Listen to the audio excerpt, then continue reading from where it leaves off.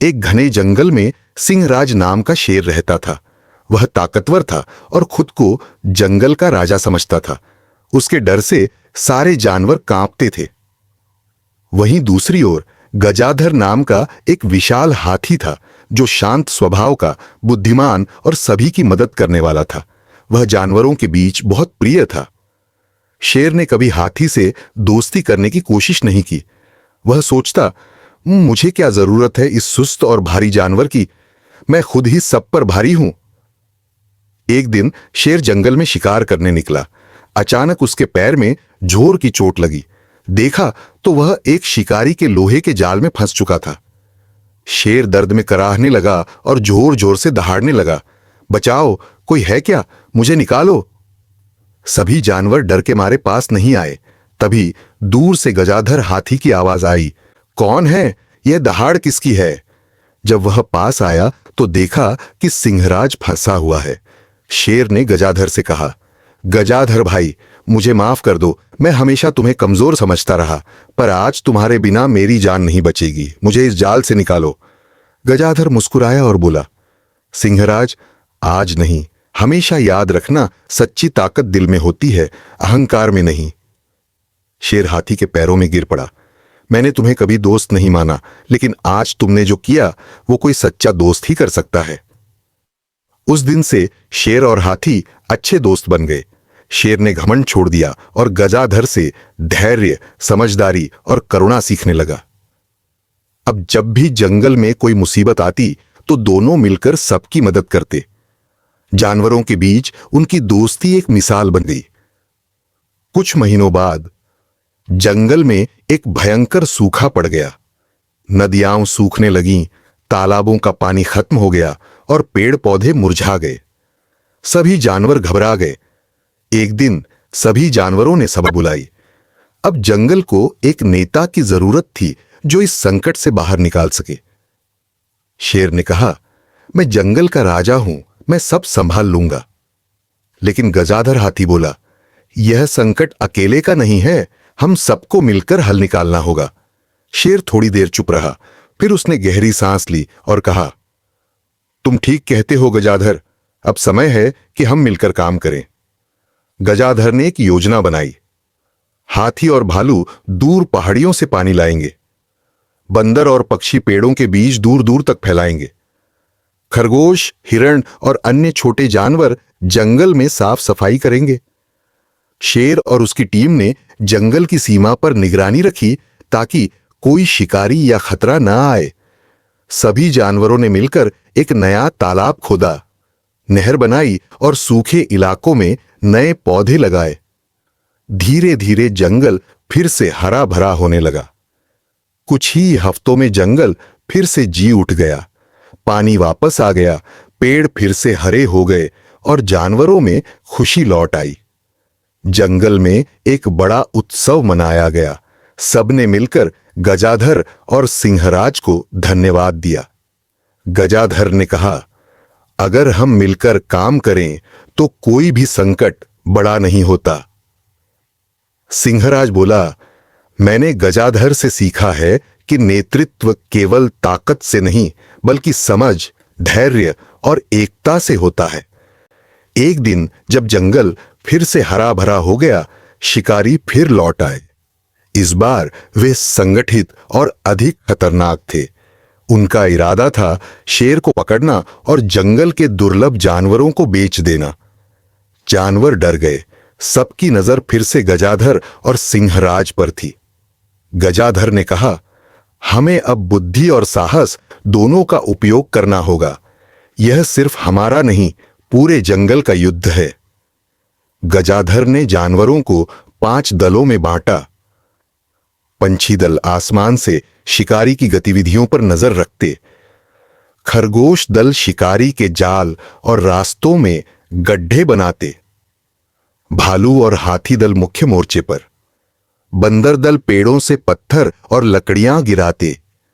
शेर और तेंदुए रात में छिपकर डर फैलाते। एक रात शिकारी ने शेर को फंसाने के लिए एक भोजन से भरा पिंजरा जंगल में रखा।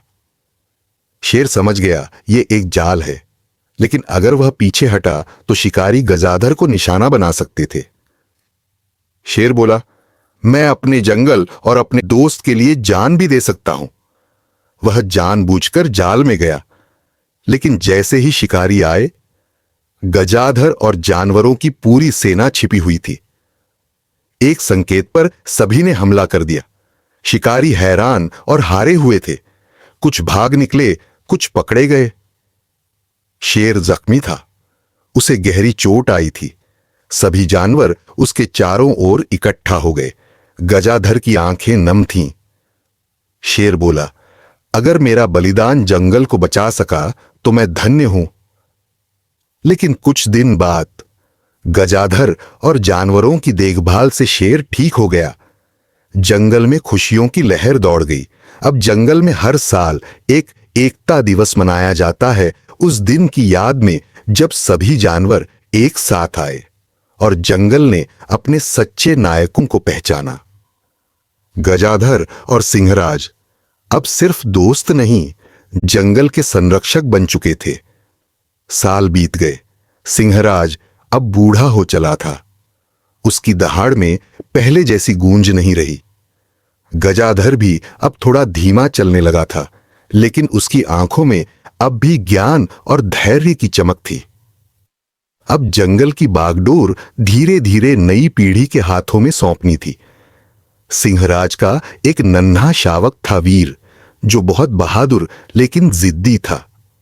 गजाधर का पोता था गणेश, एक शांत और विचारशील युवा हाथी। इन दोनों में वैसी ही दोस्ती बन रही थी जैसी एक समय में शेर और गजाधर के बीच थी, लेकिन टकराव भी था। वीर कहता, दादा कहते हैं कि शेर जंगल का राजा होता है, मुझे आदेश देना आता है। गणेश मुस्कुराकर कहता, और मेरे बाबा कहते हैं सच्चा राजा वो होता है जो सबसे पहले सुने। गर्मी के मौसम में जंगल में एक भयानक आग लग गई। लपटें बढ़ती जा रही थीं। जानवरों में अफरा तफरी मच गई। सिंहराज और गजाधर अब इतने तेज नहीं रहे कि सब कुछ खुद संभाल सके। अब बारी थी वीर और गणेश की। गणेश ने कहा, हमें नहर से पानी लाकर आग बुझानी होगी और बाकी जानवरों को जंगल के सुरक्षित भाग में पहुंचाना होगा। वीर ने कहा, मैं तेज दौड़ सकता हूं, मैं बाकी जानवरों को इकट्ठा करूंगा। पहली बार दोनों ने मिलकर निर्णय लिया।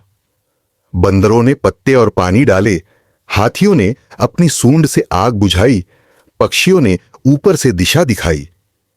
कई घंटे की मेहनत के बाद आग काबू में आ गई।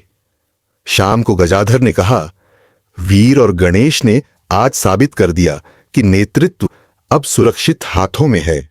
सिंहराज बोला, जिस जंगल को हमने बचाया था, अब यह नई पीढ़ी इसे संवार रही है। यही सच्ची विरासत है। जंगल में अब एक नई प्रतिज्ञा ली गई। हर पीढ़ी, हर जानवर, हर पेड़ इस जंगल का संरक्षक है। जंगल में अब सब कुछ फिर से सुंदर था। नदियां बह रही थीं, पक्षी चहचहा रहे थे और नई पीढ़ी नेतृत्व कर रही थी। लेकिन तभी मनुष्य फिर लौटे। इस बार पेड़ काटने की मशीनें, कंपनियों के कर्मचारी और शहर बनाने की योजना लेकर। वे कहते थे, यह जंगल खाली जमीन है, यहां हम होटल, रिजॉर्ट और सड़कें बनाएंगे। जानवर घबरा गए। पहले वे शिकारियों से लड़े थे, लेकिन अब लड़ाई मशीनों से थी। गणेश ने सभी जानवरों को बुलाया और कहा, अब समय है कि हम सिर्फ लड़ें नहीं, इंसानों को जगाएं, उन्हें दिखाएं कि जंगल केवल जानवरों का नहीं बल्कि पूरी पृथ्वी की सांस है। वीर ने कहा, हमें लड़ाई नहीं, एक संदेश देना है, ऐसा संदेश जो उनके दिल तक पहुंचे। अगली सुबह सैकड़ों जानवर जंगल से बाहर निकले। हाथियों ने पेड़ों के पोस्टर उठाए, बंदरों ने सेव फॉरेस्ट की आकृतियां बनाई, पक्षियों ने आसमान में नो कटिंग ट्रीज उड़ती पंखों से लिखा। पास के गांवों में यह नजारा देखकर इंसान ठहर गए। एक बच्चा चिल्लाया, मां देखो, ये जानवर हमें कुछ कह रहे हैं। लोग धीरे धीरे इकट्ठा होने लगे। कैमरे चले, मीडिया आई। वीर और गणेश सामने खड़े थे, आंखों में विनती और चेतावनी दोनों। एक वृद्ध वृक्ष विज्ञानी आगे आया और बोला, हमने इनकी भाषा नहीं समझी, लेकिन आज इनकी मौन चीख हर किसी ने सुनी है। उसने सरकार से जंगल को संरक्षित जैविक क्षेत्र, प्रोटेक्टेड इको जोन घोषित करने की मांग की। कुछ ही हफ्तों में वह जंगल नेशनल ग्रीन हेरिटेज साइट घोषित कर दिया गया, जहां कोई मशीन, कोई कटाई, कोई शिकार नहीं होगा। रात को सभी जानवर एक पेड़ के नीचे बैठे थे। गजाधर और सिंहराज अब बहुत बूढ़े हो गए थे, लेकिन आंखें चमक रही थीं। सिंहराज बोला, हमारी लड़ाई सिर्फ जंगल की नहीं थी, यह भविष्य की रक्षा थी। गजाधर ने कहा, अगर जानवर बोल नहीं सकते तो क्या इंसानों का दिल भी सुनना भूल गया है? अब नहीं, अब इंसान भी जाग गया था। एक रात जंगल के ऊपर आसमान में एक अजीब रोशनी दिखी। गणेश और वीर ने देखा, एक गोल चमकदार यान पेड़ों के ऊपर मंडरा रहा था। बंदरों ने कहा, यह तो कोई उड़न तश्तरी है। कुछ ही देर में यान जमीन पर उतरा। उसमें से निकले एलियन प्राणी, जो दिखने में अलग थे, लेकिन उनमें डर नहीं था।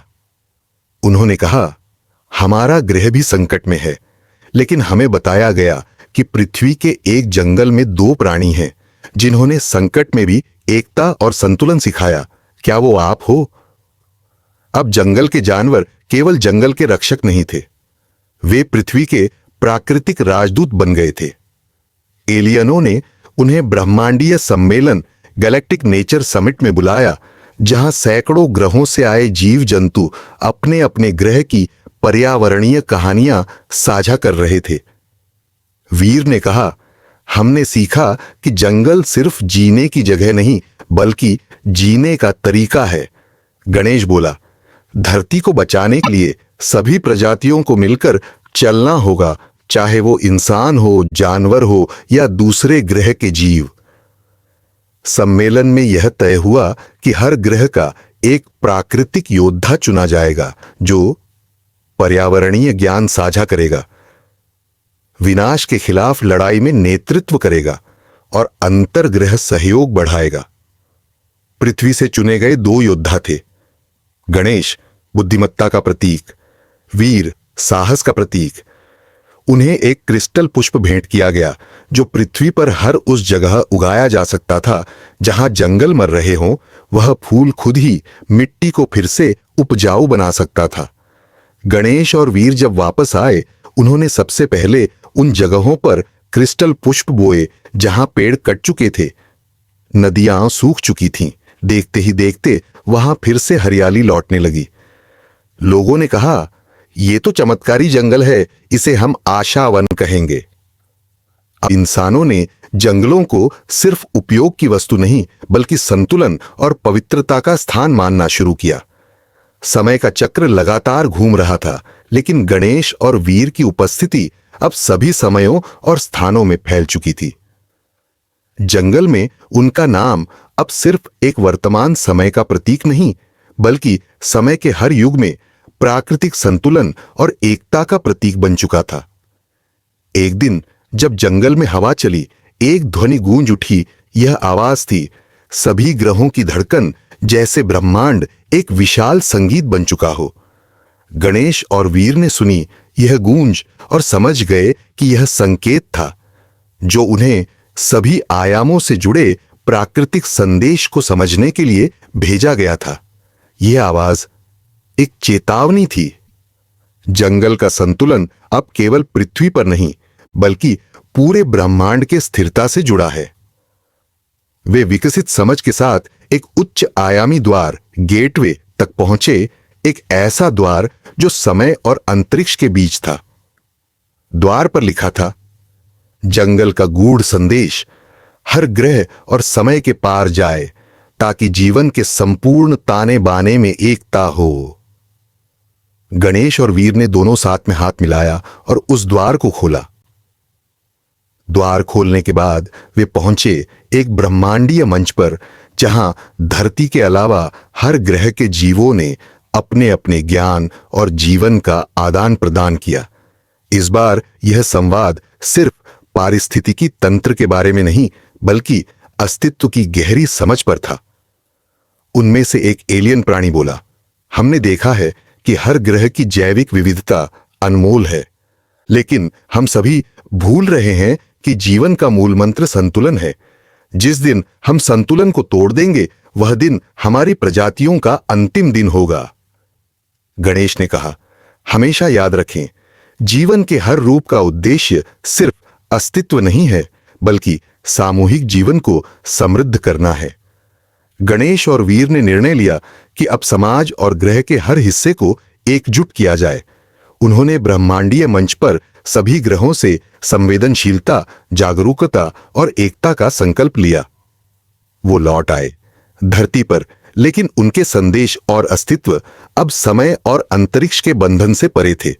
उनका कार्य सिर्फ धरती तक ही सीमित नहीं था, बल्कि यह पूरे ब्रह्मांड में जीवन को संतुलित रखने के लिए एक सतत प्रक्रिया बन चुका था। अब वीर और गणेश की उपस्थिति सभी समयों और युगों में हर ग्रह और हर आयाम में महसूस की जा रही थी। उनकी कहानी केवल एक जंगल की नहीं, बल्कि हर उस जीव की थी जो सामूहिक संतुलन बनाए रखता था। जब कोई खतरा आता तो उनकी आवाज ब्रह्मांडीय गूंज बनकर फैल जाती। जंगल अब सिर्फ एक भौतिक स्थान नहीं था, यह एक जागरूक चेतना बन चुका था, जो न केवल धरती पर बल्कि समय और अंतरिक्ष के हर कोने में फैली हुई थी। गणेश और वीर अब जंगल के संरक्षक नहीं रहे, वे सभी रूपों में जीवन के संरक्षक बन चुके थे। उनके दिलों में बस एक ही मंत्र था, एकता और संतुलन। यह जंगल अब एक आध्यात्मिक स्थल बन चुका था, जहां विस्तारित चेतना के सभी जीव एक ही उद्देश्य से एकत्र होते थे, ब्रह्मांड के संतुलन को बनाए रखना। जब रात को जंगल के आकाश को देखा जाता तो ऐसा प्रतीत होता कि आकाश में लहरें बन रही हैं, जो समय की धारा के समान थी। यह लहरें एक संगीत पैदा कर रही थीं, एक आकाशीय ध्वनि, जिसे समय का संगीत कहा जाता था। इस ध्वनि में एक गहरी आध्यात्मिक ऊर्जा थी, जो सृष्टि की प्राकृतिक लय को बनाए रखती थी।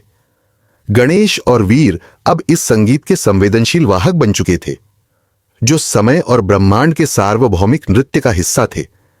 गणेश ने वीर से कहा, यह जंगल अब केवल धरती का नहीं, बल्कि डया से जैसे कि अति बल्कि ब्रह्मांड की एक परिभाषा बन चुका है। हमारी चेतना अब अंतरिक्ष के गहरे आयामों तक फैल चुकी है, और जो भी जीवन का मूल मंत्र समझता है, वह हमारी आवाज को महसूस करता है। उनके शब्दों में एक गहरी शक्ति थी, एक ऐसा शक्तिशाली आंतरिक सत्य जो सृजन और विनाश के चक्र को संतुलित रखता था। वे अब भूत, भविष्य और वर्तमान के परे थे। उनकी उपस्थिति हर समय और हर स्थान में एक गूढ़ संदेश के रूप में बसी हुई थी। गणेश और वीर अब सृजन और नाश के खेल को समझ चुके थे। वे जानते थे कि हर जीव, हर ग्रह, हर स्टार, हर एटम ब्रह्मांड में अपने हिस्से का कार्य करता है, जो आध्यात्मिक रूप से समृद्ध करता है। सभी समयों में यह संदेश था, जैसा जंगल में वैसे ही ब्रह्मांड में, जैसा हम में वैसे ही सृष्टि में। यह संदेश सभी जीवों के दिलों में समाहित था। वे अब हर नवीनतम जीवन और हर मृत आत्मा को एक ही नजर से देखते थे, क्योंकि वह सब एक था। यह सांस्कृतिक और आध्यात्मिक बंधन अब पृथ्वी और अन्य ग्रहों के बीच एकता का कारण बन चुका था। गणेश और वीर को एक दिन फिर से वही संगीत की गूंज सुनाई दी, जो अब समय और ब्रह्मांड के चक्र को उलटने वाला था। यह गूंज अब सभी समयों की चेतना से आ रही थी, जो धरती और ब्रह्मांड के अस्थिरता के संकेत को दूर करने के लिए एक उच्चतम रूप से संयमित हो रही थी। वीर ने कहा, यह चेतावनी है। अगर हमने इसे नहीं समझा तो ब्रह्मांड का प्राकृतिक संतुलन टूट सकता है। अब जंगल और उसकी चेतना के संदेश को समझते हुए सभी जीव एक साथ आए और यह संकल्प लिया कि वे सृष्टि की संतुलित लय बनाए रखेंगे, ताकि अस्तित्व के चक्र में कोई विघ्न न आए। समाप्त होने से पहले गणेश और वीर ने एक अंतिम आशीर्वाद दिया, जो सभी ग्रहों और जीवों के लिए था। हम सभी एक हैं। हम सभी का कार्य सिर्फ अस्तित्व को नहीं, बल्कि अस्तित्व को बेहतर बनाने का है। हम एक दूसरे के साथ हैं और ब्रह्मांड में हर जीव का अस्तित्व मायने रखता है। जब हम सभी एक साथ मिलकर चलते हैं तब सृष्टि का संतुलन बना रहता है। जंगल ने अब सभी ग्रहों की चेतना से एकजुट होकर अपनी संवेदनाओं को फैलाया और एक ऐसा जीवन जगत बनाया जहां कोई भी जीव अकेला नहीं था। गणेश और वीर अब समय और स्थान के परे थे। उनके मन और आत्मा अब ब्रह्मांडीय चेतना के एक हिस्से के रूप में कार्य कर रहे थे। उन्होंने देखा कि समय और स्थान केवल एक माध्यम थे, उपकरण थे जो चेतना के प्रसार को रोकते थे। गणेश ने कहा, समय और स्थान के सीमित दृष्टिकोण से परे है जीवन का सच्चा रूप। जो हम देख रहे हैं वह केवल एक छोटा सा अंश है, क्योंकि हर जीव की ऊर्जा अंततः एक ही स्रोत से जुड़ी हुई है। यह आवाज अब सभी ग्रहों और अस्तित्व के आयामों में गूंज रही थी, एक गहरी आंतरिक सच्चाई को दर्शाते हुए। हम सभी एक ही ऊर्जा के रूप हैं और हमारा कार्य सिर्फ उस ऊर्जा को समझना और उसे शुद्ध करना है। जंगल का संतुलन अब केवल पृथ्वी पर नहीं था, बल्कि यह समय, ऊर्जा और ब्रह्मांडीय चेतना के त्रिकोण के रूप में व्याप्त था। इस त्रिकोण में 3 तत्व थे: समय, टाइम, जो जीवन की गति और परिवर्तन को परिभाषित करता था; ऊर्जा, एनर्जी, जो जीवन के अस्तित्व को बनाए रखती थी; चेतना, कॉन्शियसनेस, जो अस्तित्व के हर पहलू का अनुभव करती थी। इस त्रिकोण को समझते हुए गणेश और वीर ने सभी प्राणियों और ग्रहों की आत्मा को महसूस किया। वे अब समझ गए थे कि चेतना ही सभी जीवों और ब्रह्मांडों की वास्तविकता है और यही सच्ची मुक्ति का मार्ग है। एक दिन जब जंगल के ऊपर आकाश नीला था, अचानक गणेश और वीर ने देखा कि वे आध्यात्मिक मुक्ति के रास्ते पर अग्रसर हैं। उन्होंने महसूस किया कि वे अब एक साधारण शेर और हाथी नहीं रहे थे, वे समय और चेतना के साथ एकीकृत आत्माएं बन चुकी थीं। गणेश ने कहा, मुक्ति का अर्थ है आत्मा का अद्वितीयता से भिन्न होना। यह अहंकार और भौतिकता से परे जाने का मार्ग है। हम अब उस स्तर पर हैं जहां हमें केवल प्रेम और सहानुभूति का अनुभव होता है। हम अब केवल ब्रह्मांडीय चेतना के हिस्से हैं। वीर ने भी महसूस किया कि उनका अस्तित्व अब सभी ग्रहों और अस्तित्व के आयामों के साथ मिल चुका था। यह मुक्ति सिर्फ एक ध्यान या साधना की प्रक्रिया नहीं थी, यह एक ब्रह्मांडीय जागरण था जो हर जीव के अंदर छिपी चेतना को उजागर करता था। अब वे उस अवस्था में पहुंच चुके थे जिसे हम समाधि कहते हैं, जहां समय की धाराएं मिट जाती हैं और सभी रूपों की एकता की समझ होती है। वे जानते थे कि चेतना की उच्चतम अवस्था को महसूस करना और समझना सबसे गहरी मुक्ति है। गणेश और वीर अब उन सही ग्रहों और प्राणियों के साथ थे जिनकी चेतना अब एक संगठित और संतुलित रूप में कार्य कर रही थी। उन्होंने अब महसूस किया कि उद्धारण और मुक्ति का मार्ग केवल बाहरी दुनिया तक सीमित नहीं था, बल्कि यह आध्यात्मिक और आंतरिक स्तर पर भी था। चेतना अब ब्रह्मांड के हर पहलू में व्याप्त थी और हर जीव को इस चेतना का हिस्सा बनने का आध्यात्मिक अवसर मिल चुका था। गणेश और वीर अब हर चेतन और अचेतन जीव के बीच का अंतर समझ चुके थे। वे जानते थे कि सृष्टि के सभी प्राणियों का अस्तित्व एक ही ऊर्जा से जुड़ा हुआ है। यह ब्रह्मांडीय चक्र अब स्थिर और संतुलित हो चुका था, क्योंकि हर ग्रह, हर जीव, हर अस्तित्व ने समझ लिया था कि संतुलन ही जीवन का आधार है। गणेश ने कहा, हम सभी अब एक नए जीवन के मार्ग पर चल रहे हैं, जहां हमें कोई भेदभाव नहीं होगा, सिर्फ एकता और संतुलन होगा। हम सब जीवन की उच्चतम अवस्था में हैं और यह संदेश ब्रह्मांड के हर कोने में फैलने वाला है। अब जंगल और सभी ग्रहों में हर जीवन का उद्देश्य था एकता, शांति और संतुलन बनाए रखना। सभी जीव इस ब्रह्मांडीय यात्रा पर एक साथ थे, जहां हर कदम एक नए रूप में जागरूकता और मुक्ति की ओर बढ़ रहा था। यह संदेश अब धरती पर, ब्रह्मांड में और सभी आयामों में फैल चुका था। प्राकृतिक संतुलन अब हर समाज का हिस्सा था और सभी ग्रहों ने यह संकल्प लिया कि वे एक दूसरे के साथ मिलकर सृष्टि के संतुलन को बनाए रखें।